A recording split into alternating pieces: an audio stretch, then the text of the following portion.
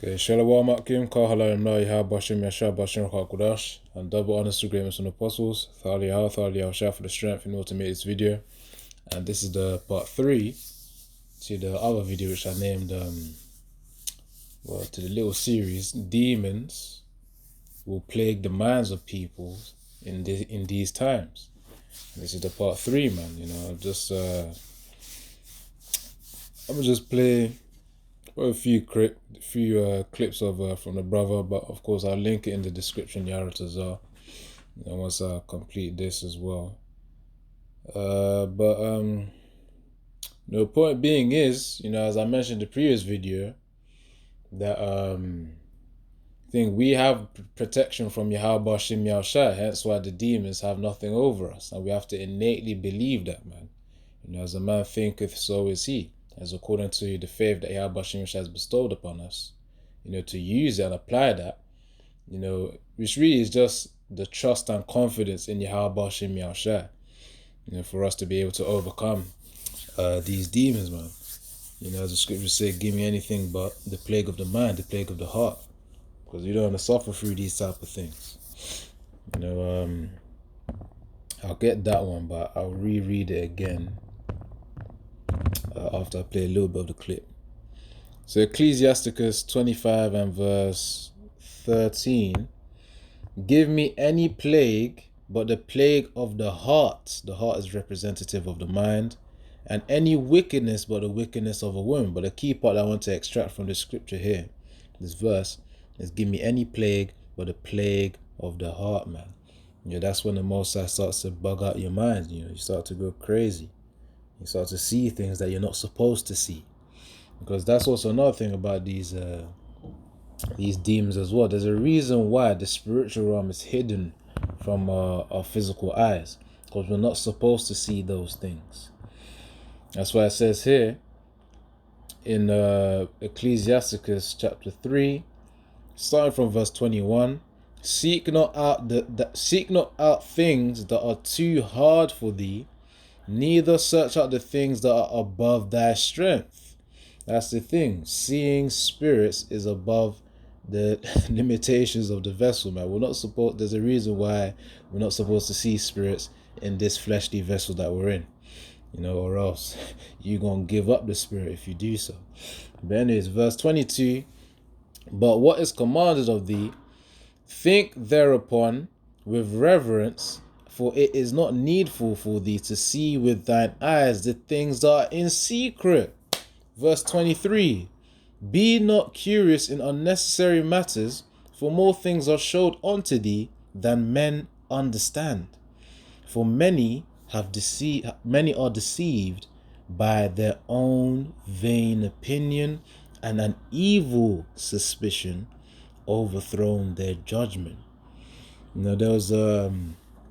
There was actually a cautionary tale that the elder Apostle Gabal also made a video on. I think it was last year, on another elder high priest or elder bishop called Chazak. Not the one that we have now, which is the elder brother Elder Chazak in a Mississippi camp, but there's an older one of him. He made the mistake of I don't know what made him do that, but obviously all things are through the Most High's will. He made the mistake of actually praying so that he could see a demon. Now that right there goes against this scripture here, where it says in verse 22, Ecclesiasticus 3 and 22, but what is commanded thee, think thereupon with reverence, with respect. So what we've been given to do, in terms of serving Yahweh Yahushua, we should respect him. He's given us a lot to understand, especially with these prophecies, things to come. To know things before they even happen. That's the prophecy right there. We know that the mark of the beast is going to happen before people start taking it. There's a lot of things that the Most High has given us, even the knowledge of the herbs, the knowledge of the scriptures, how to deal with people, how to use wisdom, how to rebuke spirits. All of that, the power that is given us, we have a lot that's been given unto us. Now it says, for it is, so we have to respect what Yahweh Yahushua has given us, which is what reverence means. Reverence is just a deep level of respect. For it is not needful for thee to see with thine eyes the things that are in secret. So of course, when that I think the elder high priest or the elder bishop Chazak, back in the day, actually prayed to see a demon, he was seeing the things of which are in secret. So then, of course, that was like a scar, a spiritual scar that was in his mind, man. You couldn't think straight, even despite the exorcism that Apostle Tahar and the men of old were performing in that time, man. That's a very scary thing. You don't want to pray for things of which is beyond your strength, especially the strength of this vessel, man. In terms of when it comes to faith and of course power in Yahweh Shem Yashai, that's to overcome the things that He's allowed us to overcome, man. But when you start to pray for things of which is like, come on now, the scriptures say we're not supposed to dabble with that stuff, man. There's a reason why you're not supposed to see flipping spirits, specifically demons. But of course, the Most High is the power of terrorists, so He will allow heathens to see demons. But that's to of course show the terror, man, to show His fear. Ultimately, but don't flipping pray to see one.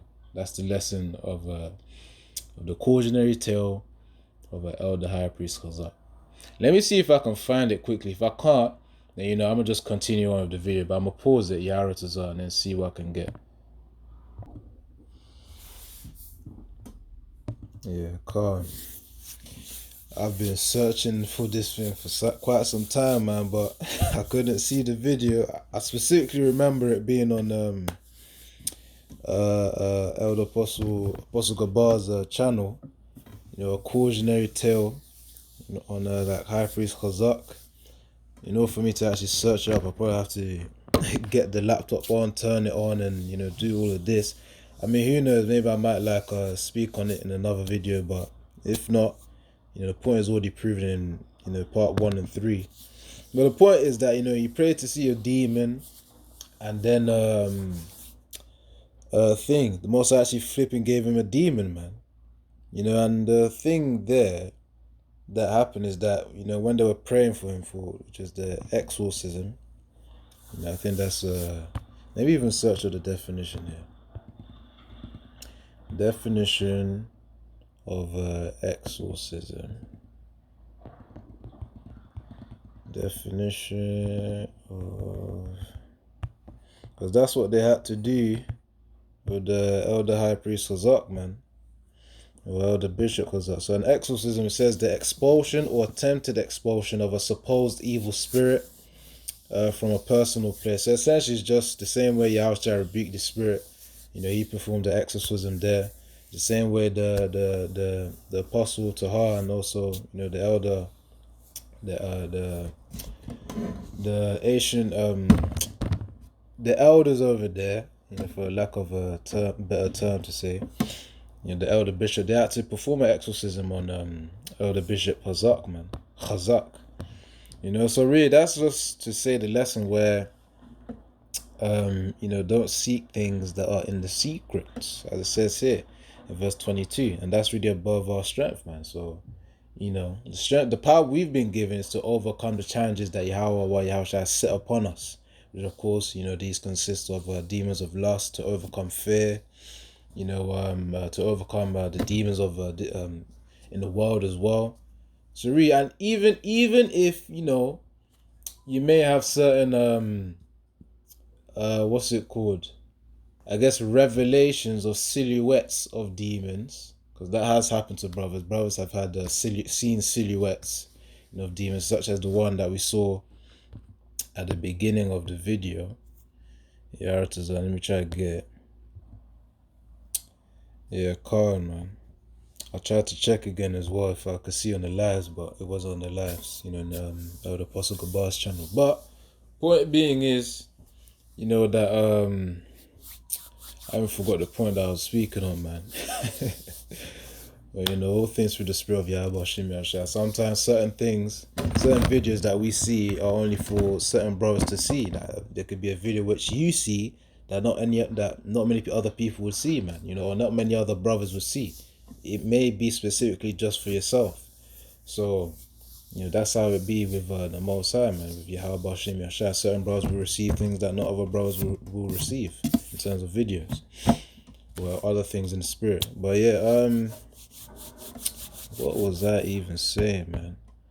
But yeah, Ecclesiasticus 3:22 says, "But what is commanded thee, think thereupon with reverence, for it is not needful for thee to see with thine eyes the things that are in secret."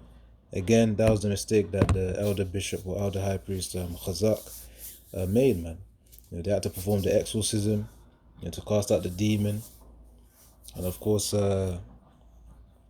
as what's it called? Yeah, man. Really, the point is that demons are real, and there's levels to demons as well. Cause that was a heavy demon that was upon him, man. That was a flipping heavy demon that was upon the high priest Chazak as well, man. I mean, I would speak on it more, but all I'm doing is just really parroting what I heard from Apostle Gabar, and of course, which was his video was based upon Apostle Tahar's video. I think it was either last year or 2 years ago. But if it be so that I find it, Yaratazar, I could make a video on it. Anyways, if it be the Most High as well. All right, let's continue, because I said continue. Let's play a little bit more, then I'm gonna close out soon, man. So that's one. April, global and China. These are all videos that I want to touch on today. Some of these videos, so Lord, I can do them all today. But let's see. Lorelei, come here. Lorelei, who are you playing with? What are you doing? Video, so Lord, I can do them all today. But let's see. Lorelei, come here. Lorelei, who are you playing? You saw that shadow go past, innit? Before the child then came through. That's another example of a demon camouflaging. What are you doing? And let me say this too: kids are very, the kids are a lot more spiritual. So they see a lot of stuff. Calm, man. They're more spiritually sensitive. They're not to cut the brother there, not to cut the elder brother, but they're more spiritually sensitive, and even considering it, they're more fresher from the spiritual realm, so it makes sense. When they see these things, they might say something, or they may think they have an imaginary friend, but really they're seeing spirits. All right, and there's no such thing as ghosts; these are spirits. But a demon can camouflage itself to look like a little girl or a child, or your grandma that passed away. So the point is, you got to be mindful of the spiritual realm. The spiritual realm is real, okay? The spiritual realm is very real, all right? There's a lot more going on than what meets the eye, okay? And everything happens in the spiritual world before it happens in the physical world. Let's play this video back. It's very creepy. Lorelei, who are you playing with? What are you doing? What?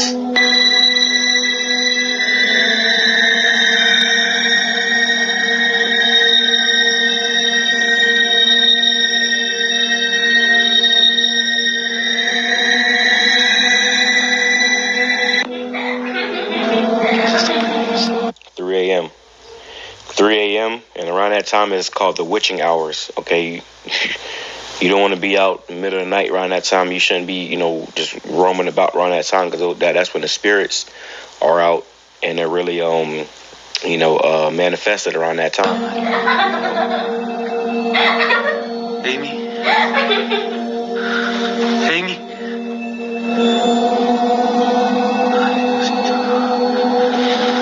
Amy? Amy? He's not catching ball with you? Do you need someone to play ball?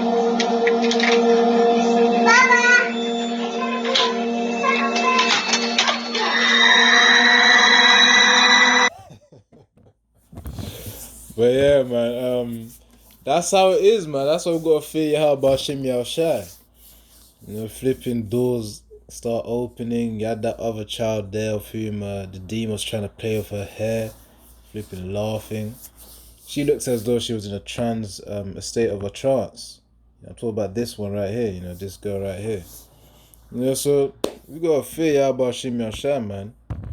Don't oh boy. Keep praying, fast according to the ability that the Most High has given you. You know, start small. You know, do your little maybe half day fast, 12 hours, if it be so. Of course, brothers ought to do 24 hours, one day. You know, that's what we normally do for Day of Atonement. But in a regular case, you know, fast, whether you can do 1, 2, 3, some brothers may do more. Well, you know, each to their own, man. You know, but all of that, praying, fasting, these are our weapons, remember. In Luke 10 and I think between verse 19 to 21, it mentions about us having what's it called? I might as well just get it quickly before. Actually, let me leave that one there.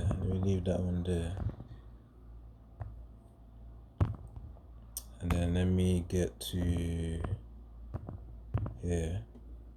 Then I'm gonna get the scripture that I need. So Luke chapter 10, verse 19 to 21. So Luke chapter 10, verse 19, actually, no, I'm just going to go straight to the point since I've already brought it out, man. You know, I don't even think, see this, hold on. Because I was talking about fasting and praying, innit? So it's not really in Luke. Although, yes, that is good, because yes, we do have power over the spirit, over these demons, through the power of Yahweh Shem Yahshua. But we always got to remember the fundamental, man. And that's really faith in Yahweh Yahushua. So Matthew 17 and get to the key part. Verse 20, because of your unbelief, for verily I say unto you, if ye have faith as a grain of mustard seed, ye shall say unto this mountain, remove hence to yonder place, and it shall remove and become, and nothing shall be impossible unto you. Now key part here, verse 21, howbeit this kind, so this type of demon, goeth not out, but by prayer and fasting, man. So these are key. There's levels to demons. Some demons, you know, all it takes is just to believe that, you know, the demon's weak over you, then yeah, it goes up. Other demons, you gotta be in that state of prayer and fasting, man. You know, that prayer and fasting are potent weapons, and it compounds as well, man. In the world, they talk about a compound interest, because when we fast, we afflict ourselves, we humble ourselves in front of Yahweh Shem Yahshua. So that helps us to gain more grace in the eyes of Yahweh Shem Yahshua, because of course we're not feeding the flesh too much. You know, we're disciplining the flesh. Now, of course, again, you use wisdom with it. You can't fast forever. You gotta use balance with it, man. You know, certain brothers or elders, sometimes they may do like a 24-hour fast like per week. You know, some brothers do it every now and then, like every few months. You know, they do an intense one. You know, obviously each brother to their own, really. So yeah, man, I was talking about the plague of the mind previously as well. So Ecclesiasticus 25 and 13, give me any plague but the plague of the heart. Heart is representative of the mind. And any wickedness but the wickedness of a woman. So let's try and get that in the GNT as well. Ben Sirach is just referring to Sirach, or what's it called? Ecclesiasticus.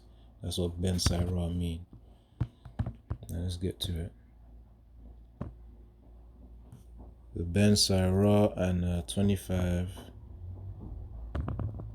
verse 13. Yaratazar can finish this video, man. Sometimes you get disturbed when you do a video. Now Ecclesiasticus, hold on.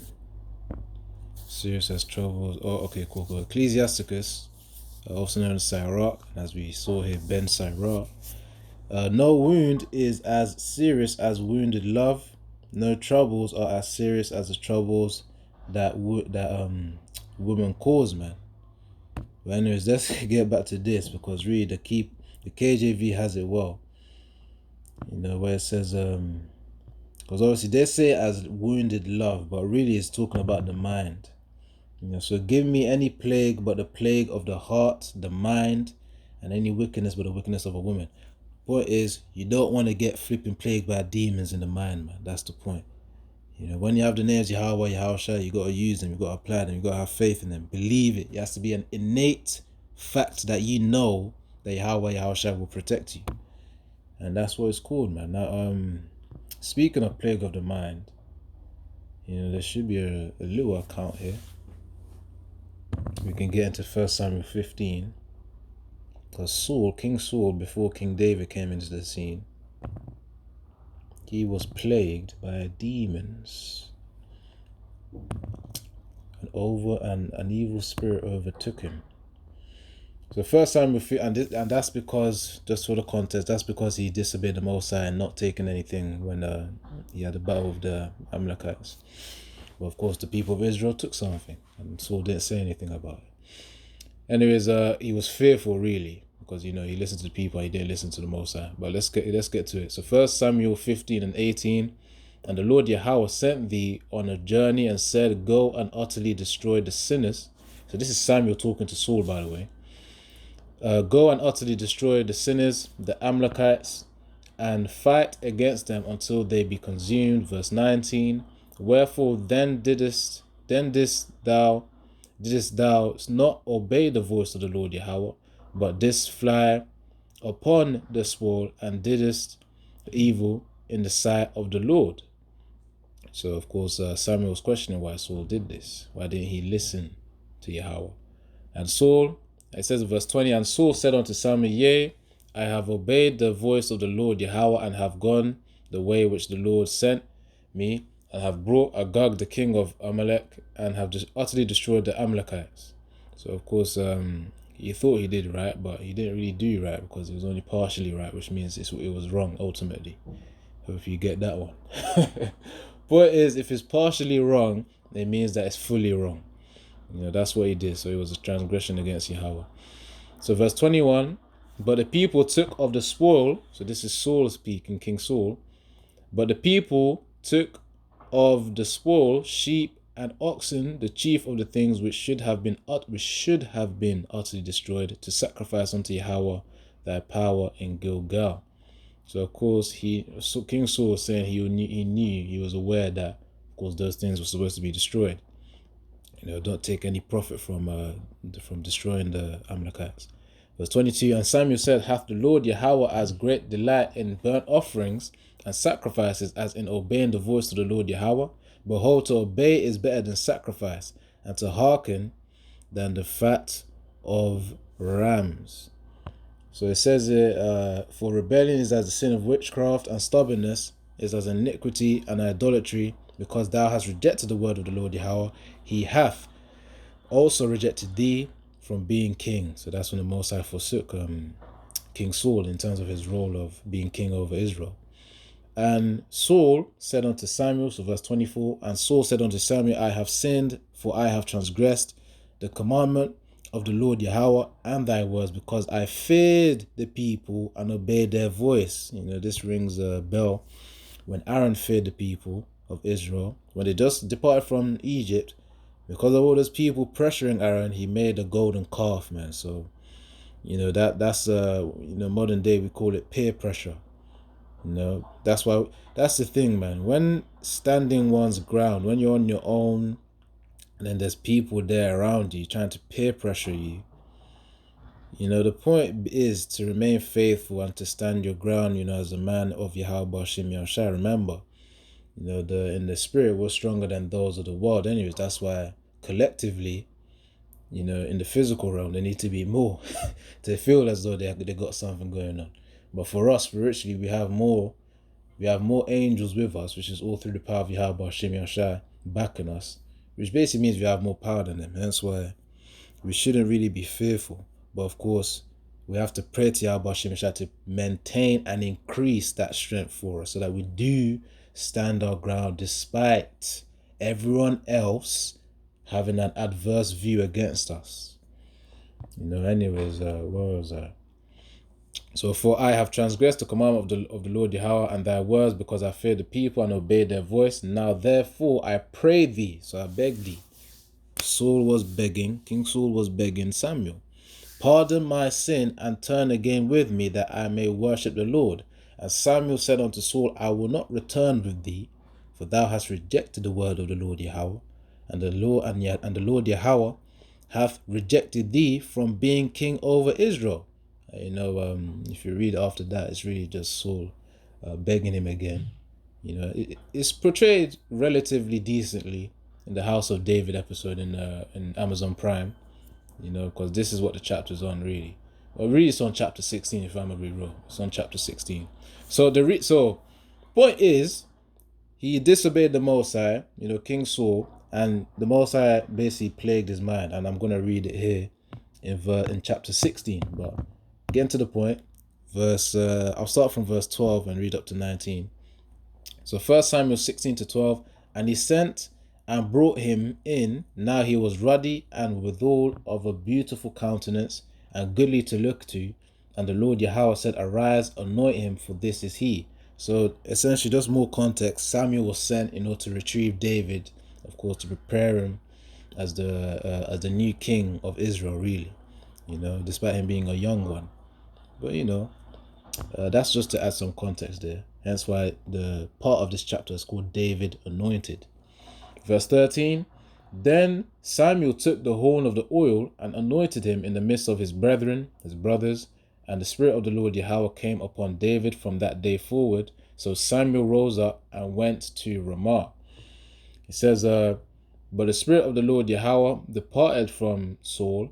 You see, the reason why it departed, because we read it in 1 Samuel 15 from verses 18 to 26 that he disobeyed the Most High Yahweh, and of course Yahweh said, okay, you ain't going to be the king of Israel no more. Now this is why this was the result of that. It says verse 14, 1 Samuel 16 and 14, But the Spirit of the Lord Yahweh departed from Saul, and an evil spirit from Yahweh troubled him. So that was demons, man. Demons were on him. Or a demon was on him, because there's still levels to demons as well. All it takes is one heavy demon to really trouble the mentality or the mental state of a king, King Saul in this case, or of a person. So that's the result that he got, man. It says that, and Saul's servants said unto him, Behold, now an evil spirit from the Most High troubleth thee. Yeah, because of his actions. He was subdued by the pressure of the people, which really we ought to learn from as well, because modern day we got peer pressure, whatever. An example of that was during 2020, 2020 or 2022. Those of you who had work, in the workplace, you could have been pressured, to take the juice up the arm. I'm speaking in code here. To basically sell one's integrity.